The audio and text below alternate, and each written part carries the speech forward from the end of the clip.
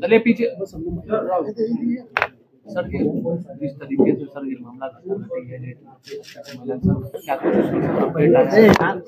आप लोग अवगत हैं कि इसमें आईजी साहब के निर्देशन में एक एसआईटी गठन किया गया है और उस पूरी टीम के द्वारा विभिन्न पहलुओं पर जांच की जा रही है। अभी जांच का दायरा चूँकि काफ़ी बढ़ चुका है और इसमें कई जगहों से रिपोर्ट, फॉरेंसिक का भी रिपोर्ट आना बाकी है। उनके अलावा उनका जो फ़ोन डिटेल्स वगैरह था उसका भी, उनके फ़ोन का भी फॉरेंसिक जाँच होना बाकी है। अभी इन सभी पहलुओं पर जब रिपोर्ट आएगा उस हिसाब से फिर आगे अनुसंधान को बढ़ाया जाएगा। लेकिन शुरुआती दौर में जो सर मामला आया था कुछ और, फिर उसके बाद पोस्टमार्टम रिपोर्ट में जो सेक्सुअल असॉल्ट्स की बातें आई, तो उसको लेकर जो अवेलेबल जैसे इस तरह से इन्फॉर्मेशन आ रहा है और जिस तरह से एविडेंस आएगा उस हिसाब से ही ये जांच किया जाएगा। एविडेंस के बेसिस पे ही आगे तक कार्रवाई की जाएगी। इस मामले को सीआईडी भी जांच कर रहे हैं क्या सर? आज एडीजी सीआईडी पारसनाथ सर पहुंचे? नहीं, आज इसमें जो मुख्यालय के स्तर से जो इसमें बनाया गया एसआईटी, उसी में जो एडीजी कमज़ोर वर्ग हैं वो आए थे आज, और उन जितने भी सीनियर लोग हैं उनके एक्सपीरियंस का भी इनपुट लिया गया है इसमें, क्योंकि इसमें कई ऑर्गेनाइजेशंस में फॉरेंसिक साइंस लैब भी है, इसमें एम्स से भी हम लोगों को इनपुट लेना है, कई ऑर्गेनाइजेशन से लेना है और कई जिलों तक बात फैली हुई है, तो इसलिए इसमें कोऑर्डिनेशन के रूप में कार्य कर रहे हैं। प्राइवेट हॉस्पिटल में डॉक्टर्स की भूमिका कुछ संदिग्ध नजर आई है क्या?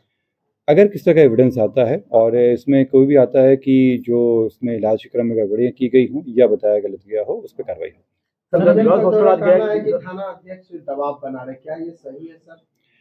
अगर इस तरह कोई एविडेंस आएगा तो किसी को बख्शा नहीं जाएगा। फिलहाल जो भी जांच के चल रहा है, जांच में अगर ये आता है तो क्या कुछ वहाँ पाया गया कुछ? देखिए, वो अनुसंधान का विषय है और अभी वो बता देना उचित नहीं रहेगा, लेकिन कई चीज़ों को वहाँ पे देखा गया और कई नए जांच भी दिए गए हैं। परिजनों द्वारा से सवाल उठाया जा रहा है अस्पताल को लेकर, जो प्रभात मूल्य अस्पताल है उन पर सवाल खड़ा किया जा रहा है कि उनके मिलीभगत से जो है पुलिस को गुमराह किया गया कहीं ना कहीं।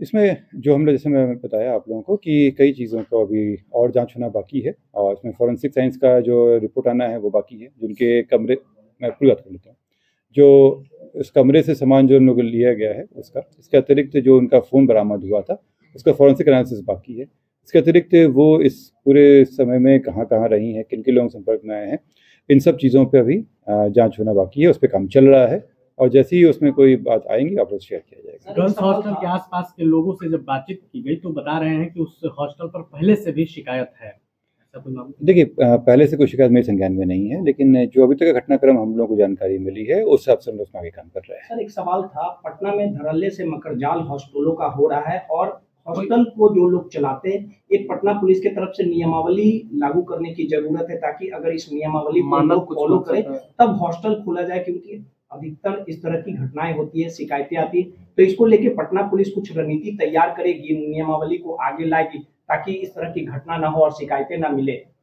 इसमें जैसे मैंने बताया आप लोगों को कि ये अनुसंधान चल रहा है और जो आप कह रहे हैं वो अनुसंधान सितर है, उस पर भी, उस पहलू पे भी हम लोग काम करेंगे। फिलहाल अभी हम लोग का फोकस अनुसंधान पे है, लेकिन अगर इसके लिए कोई मानक प्रक्रिया बनानी पड़ेगी तो उस पर भी हम लोग कंसल्ट करेंगे। 6 तारीख को है, पुलिस को 9 तारीख को सूचना दिया, आखिर कौन जिम्मेदार है? इतना विलम्ब क्यों पुलिस को जानकारी दिया गया 9 तारीख को? 6 तारीख को जब वहाँ पे मिली थी उसका इनको हॉस्पिटल ले जाया गया था, हॉस्पिटल के बाद ही 9 तारीख को लाया गया, मेडिकल लीगल केस किया गया, मेडिकल लीगल केस के बाद जब पुलिस को इन्फॉर्मेशन मिली तो कांड दर्ज कराया गया है और जिसमें अगर डिले की बात है तो इसमें जिसकी भी सहभागिता होगी वो उस पर कार्रवाई होगी। प्रशांत किशोर सर पहुंचे थे, आपसे मिले सर, क्या कुछ जानकारी?